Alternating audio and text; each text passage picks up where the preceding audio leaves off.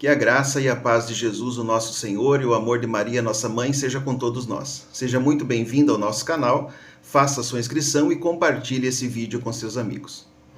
Meus irmãos, eu chequei os comentários do vídeo de ontem e, como eu já esperava, nenhum protestante respondeu nenhuma das minhas perguntas. É claro que as duas perguntas que eu fiz não tinham resposta, né? Todos nós sabemos que não existe na Bíblia nenhum versículo que fala de baile gospel e nem sobre amarrar um cordão para o mal sair da vida de uma pessoa. O que eles fizeram foi despejar mais ataques e acusações contra a Santa Igreja. O que me impressiona neles, e agora, olhando de fora da bolha, né, eu percebo com ainda mais nitidez, é a dificuldade que eles têm de assumir um erro. Perderam uma boa oportunidade de dizer que alguns pastores realmente passaram do ponto e estão fazendo coisas contra a única regra de fé e prática protestante.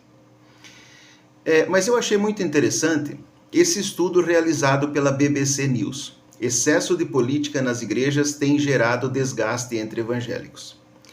Na verdade, o envolvimento de protestantes, principalmente os pentecostais, na política sempre foi bastante grande. O que acontece é que hoje as redes sociais não deixam nada passar despercebido. Entre os dados, a agência apresenta alguns fatores que podem explicar a queda do crescimento protestante. Insatisfação de jovens de famílias evangélicas, a reação da Igreja Católica e o desencanto de fiéis com o excesso de política nos templos evangélicos. Uma boa parte das igrejas protestantes, principalmente aquelas da ala neopentecostal, apostou em transformar as igrejas em boates gospel como forma de atrair os jovens. Mas essa leitura rasteira das preferências da juventude foi um verdadeiro tiro no pé. A sede dos jovens vai para além das paredes escuras, de luzes piscando e de pancadão. Existem muitos jovens buscando um verdadeiro relacionamento com Deus num ambiente que eleve as suas almas. E para isso, igrejas sombrias, com LED, pancadão gospel, não ajudam nem um pouco. Também achei muito interessante a questão da reação da Igreja Católica, pois não existe nenhum movimento católico específico que está trabalhando no sentido de atrair os jovens e atrair os que abandonaram a igreja.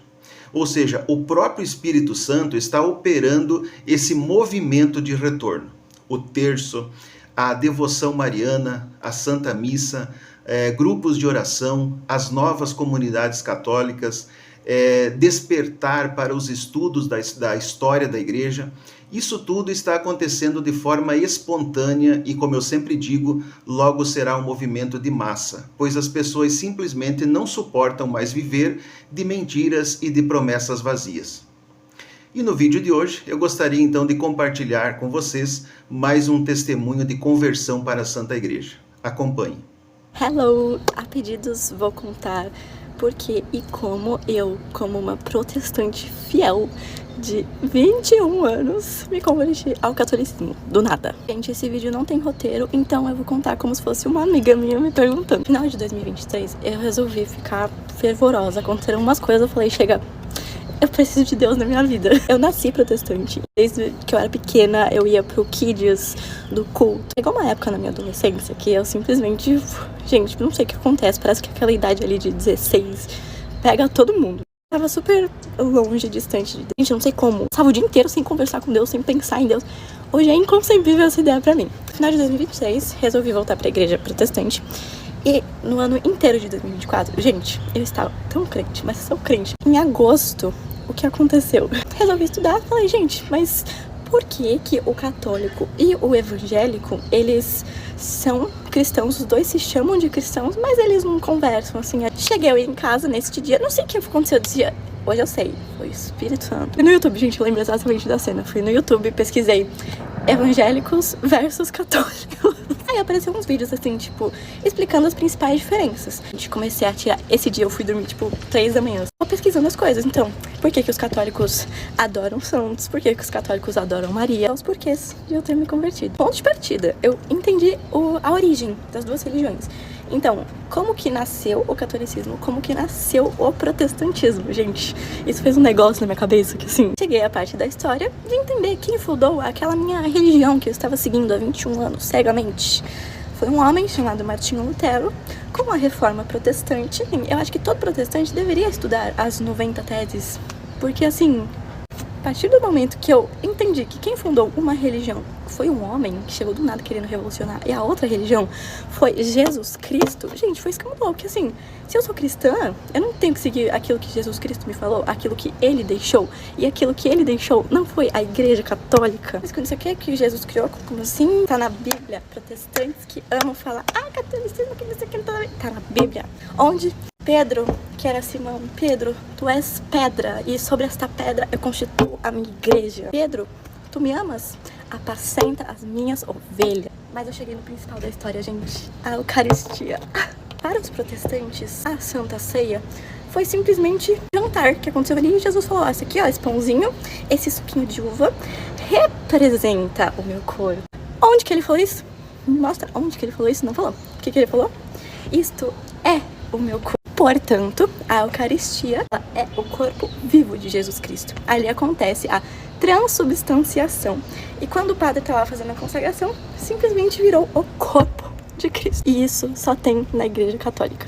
Eu sou tão grata, né? Porque eu amo ser católica. Eu amo ser católica. É lindo ser católico. Tão grata por Nossa Senhora ter me pego na curva. A religião que eu estava seguindo foi fundada 1500 anos depois de Jesus. E a Igreja Católica foi fundada ali, ó, 2025 anos, com Jesus Cristo, entendeu? A Bíblia foi composta pela Igreja Católica. A Bíblia não existia até 300 anos depois de Cristo. Ou seja, por 300 anos, a Igreja, ela foi pura tradição. Como que você vai me dizer que, não é pra seguir tradição, é pra seguir o que tá na Bíblia? A Bíblia fala que nem tudo tá na Bíblia. A Bíblia surgiu 300 anos depois. A Bíblia que tu segue foi um homem que fez, gente, pelo amor de Deus. Enfim, aí eu fui pra uma missa, a primeira missa que eu fui. Gente, eu namorei um católico há 3 anos, eu acho. E eu era protestante, então, tipo assim, eu fui em uma missa com ele, eu cheguei no final da missa, cheguei na metade, foi tipo assim, zero respeito. Então eu fui na minha primeira missa, que eu estava assim, 100% aberta, quero ver sobre o que é esse negócio. E aí, gente, essa primeira missa tava me incomodando na igreja protestante que eu ia. Não vou revelar nomes, assim como muitas, tem uma área VIP. Como assim área VIP, hein? Pois é, gente, a área VIP coloca famosos, coloca pessoas que dão mais dinheiro pra igreja ali, numa parte, gente, que tem uma fita para separar das pessoas normais, entendeu? Isso era uma das coisas. Eu posso fazer outro vídeo porque já tá muito longo. O padre leu, não sei qual das leituras foi. A homilia foi sobre, olha só, uma passagem que Jesus fala, por que a pessoa mais pobre você coloca no fundo e a mais rica na frente? Oi? São 30 mil denominações protestantes no Brasil. 30 mil. A Igreja Católica é uma no mundo inteiro. Pode ser a igreja aqui da esquina ou pode ser a igreja lá do Vaticano. Gente, é a mesma coisa. Olha que lindo isso, essa unidade. Tem a novena da Santa Terezinha. Junto com a minha conversão ali, a igreja teve a novena de Santa Terezinha. E aí eu tava naquele momento assim, gente, será que é o catolicismo mesmo? Foi uma das intenções que eu pedi. Gente, no primeiro dia da novena, eu cheguei no trabalho, eu tinha uma rosa. Não sei, gente, da onde que surgiu essa rosa? Tinha uma rosa em cima da minha mesa. Falei, oi, ganhei a rosa que eu pedi. E aqui estou, gente, católica, apostólica, romana. Quem quiser mais vídeo pode me falar, gente, ficou muito longo. Beijos. Que com essas palavras, com o vídeo de hoje, você e a sua família sejam grandemente abençoadas, que a graça de Deus esteja conosco nessa quarta-feira, que seja um dia abençoado no nome de Jesus.